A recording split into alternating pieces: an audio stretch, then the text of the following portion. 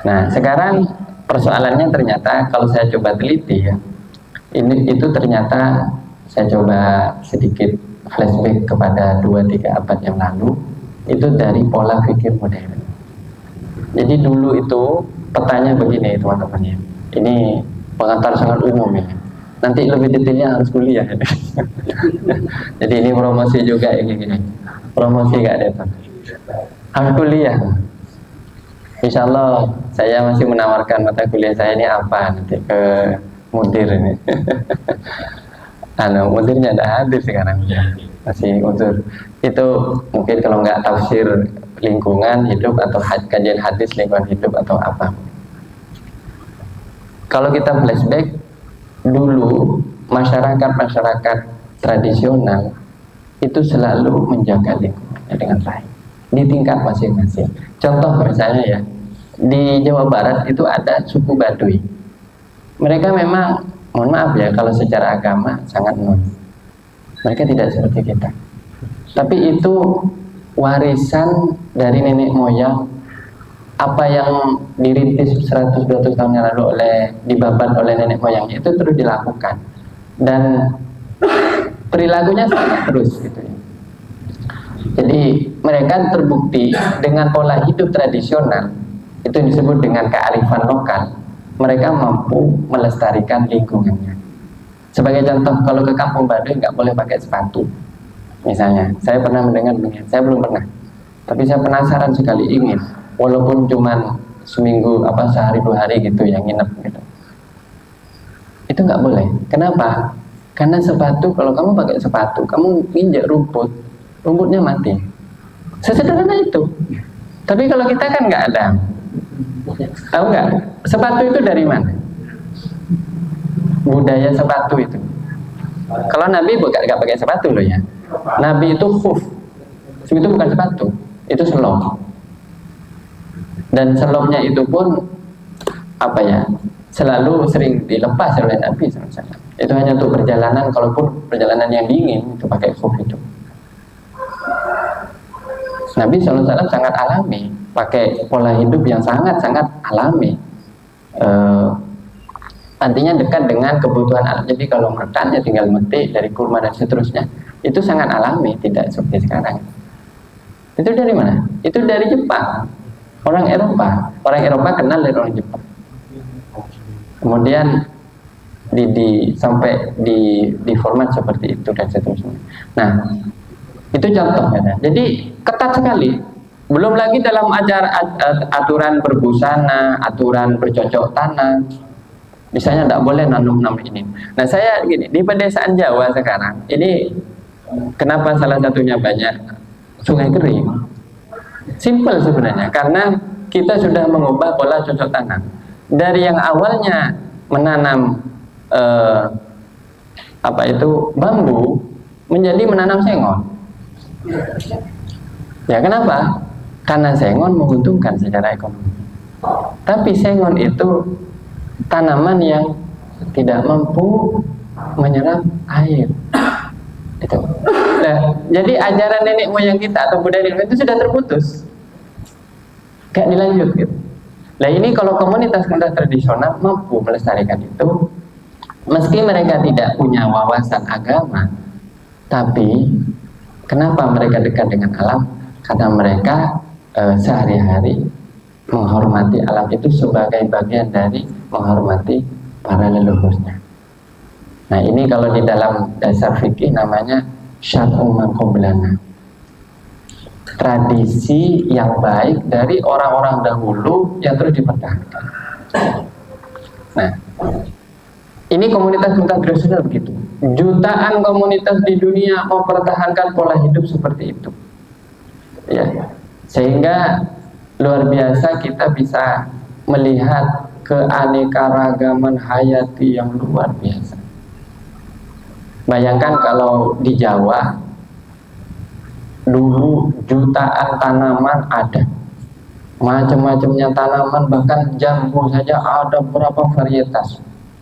Coba kalau sekarang kita lihat di kampung-kampung, kita cari jambu 10 macam saja, nggak nemu sudah sekarang. Terjadi kelangkaan yang luar biasa. Alhamdulillah ada guru kita Ki Wahid. Assalamualaikum.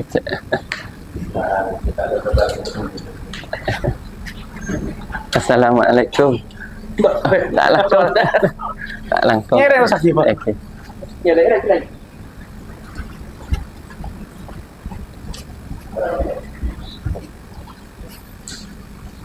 Ayo masuk lainnya masuk. Saya hadir dia masuk karena di dalam masih sosok. Jadi itu pola hidup tradisional ternyata sangat efektif di dalam melestarikan lingkungan. Ini fakta yang teman-teman silahkan tanya ke para ahli sosiolog, antropolog, ahli budaya, semuanya sepakat. Kenapa? Karena masing-masing berpikir tentang lingkungannya sendiri. Saya mau mikir desa saya mau mikir hutan saya. Akhirnya mereka mampu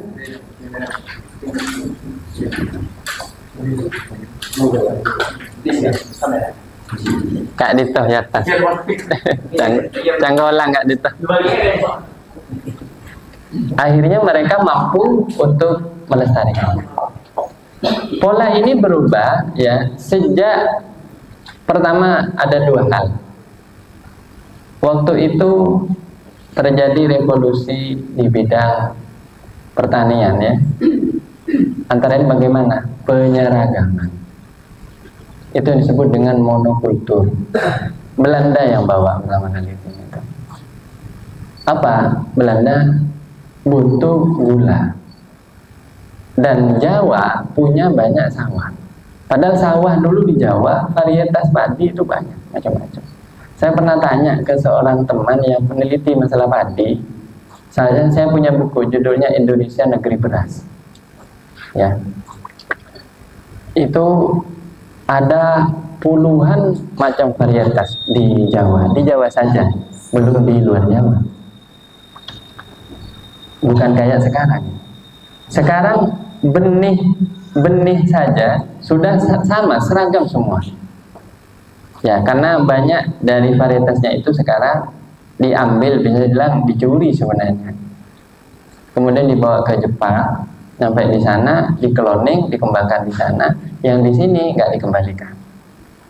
Sehingga sekarang alhamdulillah mulai banyak lagi petani-petani lokal yang berjuang untuk menghidupkan kembali varietas padi. Sampai saya itu pernah ditunjukkan ini Gus, kalau sampean tahu rumusnya gitu, cara melestarikan padi, keanekaragaman padi, baru satu padi loh ini ya, baru tanaman. Itu bisa ada sampai 6-7 macam. Ada yang warna hijau, warna merah, warna hitam, warna kuning. Subhanallah. Dan itu sehat. Itu teman saya fokus di kegiatan seperti itu. Ada.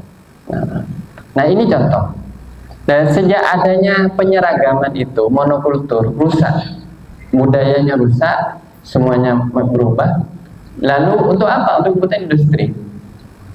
Akhirnya strategi ini yang terus dipakai dalam berbagai pembangunan ekonomi di Indonesia. Jadi sekarang itu ada fakta bahwa pembangunan ekonomi seakan-akan bertentangan dengan lingkungan hidup. Ini sudah 30-40 tahun dijalankan di negeri kita. Jadi kalau seakan-akan kalau ingin maju, rusak lingkungannya. Dari mana pemikiran seperti itu? Ini dari Barat, di mana dia melihat alam, melihat lingkungan. Ini yang disebut dengan komodifikasi alam. Ya. Menjadikan alam itu sebagai barang dagangan saja. Bukan makhluk hidup yang berhak hidup sama seperti kita manusia. Memang kita ini khalifatullah fil ardh, pengemban tugas mulia dari Allah di muka bumi. Dan sebagai konsekuensi dari khalifatullah fil ardh atau khilafah di atas muka bumi ini, manusia harus menjaga yang tidak sama dengan dirinya seperti binatang, hewan, supaya tetap lestari. Kenapa? Memang mereka tidak punya akal kayak kita, tapi mereka punya kehidupan. Namun ini berubah drastis sejak pertama tadi terjadinya penyeragaman, dan yang kedua terjadinya komodifikasi alam. Artinya alam itu hanya dilihat sebagai jualan saja.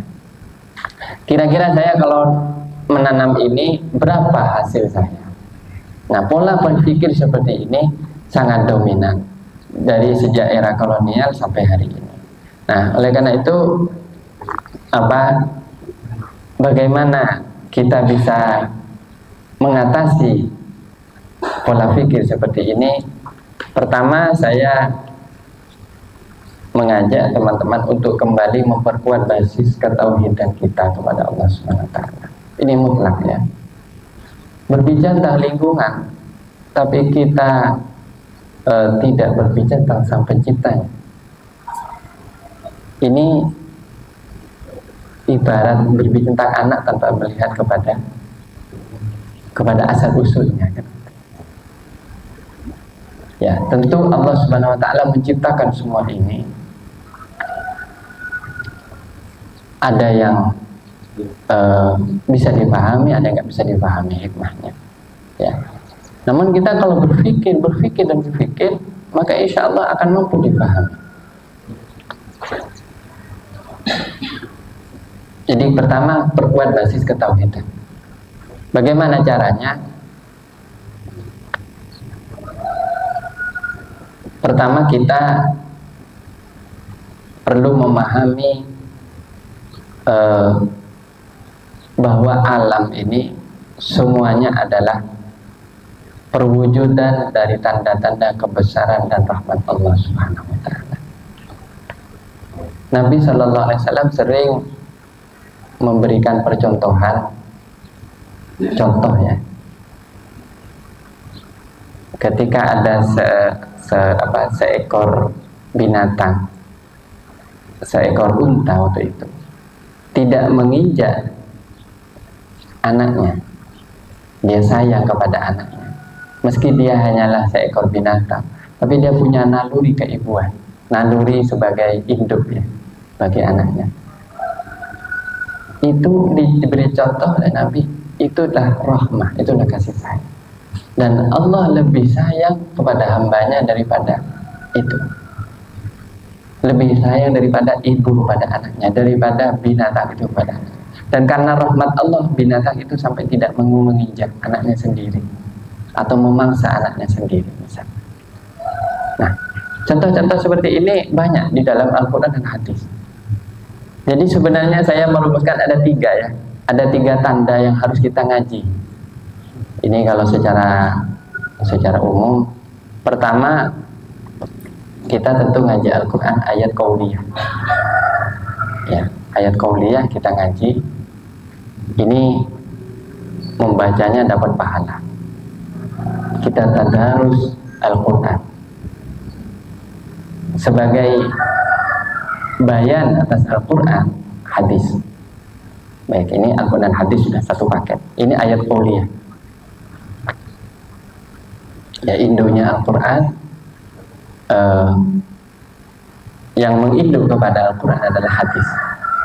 Hadis itu sebagai perluasan penjabaran atas mana-mana dalam Al-Quran. Umat Islam banyak ngaji sampai sini. Bahkan luar biasa, event-event dibuat, musabaqah tilawatul Quran untuk mengaji ayat qauliyah, ayat Quraniyah. Dan saya kira itu semacam syiar agama, dan kita wajib menjaganya ya. Kemudian yang kedua, ini mengaji ayat nafsiyah, ayat nafsiyah, yaitu tanda-tanda kebesaran Allah di dalam diri kita sendiri. Seperti apa? Rasa takut. Coba siapa di antara kita yang hadir di sini, termasuk saya yang ngomong ini, yang nggak takut besok Lebaran nggak punya uang? Insya Allah takut semua ya. Khawatir besok Lebaran mau apa gitu. Takut tak kelar beli kelampi. Takut tak kelar ngubungin kelampi untuk anak cucu kita misalnya. Itu perlu dingaji juga itu. Dan ilmunya sudah ada, tasawuf, psikologi Islam, sekarang ada psikologi Islam. Itu bagus. Jadi santri-santri harus belajar itu. Kenapa? Supaya ngaji ayat nafsiyah. Kenapa kita kalau lihat uang banyak senang? Coba masing-masing dari kita kasih uang sore ini juga, tapi bukan dari uangnya tuan rumah, bukan. Ini contoh cuma ya. Kasih 10 jutaan ya. Senang apa enggak senang? Senang. Sujud syukur langsung. Kenapa kita kalau melihat dan seterusnya. Ini perlu dipelajari. Kenapa manusia laki-laki kalau lihat perempuan itu syahwatnya muncul? Imam Al-Ghazali sampai nulis 1 jilid juz 3 kitab Ihya Ulumuddin khusus mengaji ayat nafsiyah. Cuman ini jarang dijadikan kurikulum wajib di pondok pesantren. Ya ngaji gitu, tapi nggak pernah dipelajari sampai tuntas. Apa? Membedah tanda-tanda Allah di dalam diri kita nih. Apa dalilnya? Sanurihim ayatina fil afaqi wa fi anfusihim hatta yatabayyana annahul haqq. Kami akan perlihatkan tanda-tanda di seluruh penjuru langit, cakrawala langit, dan di dalam diri mereka. Ini kita jarang ngaji ini. Ya alhamdulillah kita sering dibimbing oleh para masyayikh kita. Mohon apa rasa takut baca riyah. Kalau takut baca hasbunallahu wa ni'mal wakil 450. Ya, kalau kamu grogi di hadapan orang baca ini. Tapi perlu dikaji lagi. Kenapa saya kok bisa takut? Kalau ketemu pejabat kok takut saya? Kalau ketemu kiai kok? Coba dipelajari. Apa pesan Allah yang tersampaikan melalui perasaan-perasaan itu? Cinta, takut, benci. Ini semua sebenarnya tanda-tanda kekuasaan Allah. Sanulqi fi qulubihimur ru'bah. Kami akan taruh lemparkan ketakutan di hati mereka. Orang Israel itu takut banget sama siapa? Sama Hamas. Hamas muncul takut. Kenapa? Sanulqi fi qulubihim. Bahkan banyak kalau di pondok pesantren kaya ya dengan amalan-amalan itu seperti ini. Cara bikin orang takluk gitu. Nah kalau mau minta ke beliau. Cara bikin orang seneng, mahabbah. Nah sayangnya ini disalahgunakan. Kebanyakan dipakai untuk yang mungkarot. Nah, padahal itu tujuannya baik. Tujuannya untuk kita mendekatkan diri kepada Allah, memahami tanda-tanda kekuasaan Allah dalam diri kita seperti perasaan-perasaan itu. Dua ini yang sering kita lakukan, namun kita lupa kepada yang terakhir, yaitu ayat kauniyah, memahami perubahan-perubahan di dalam alam.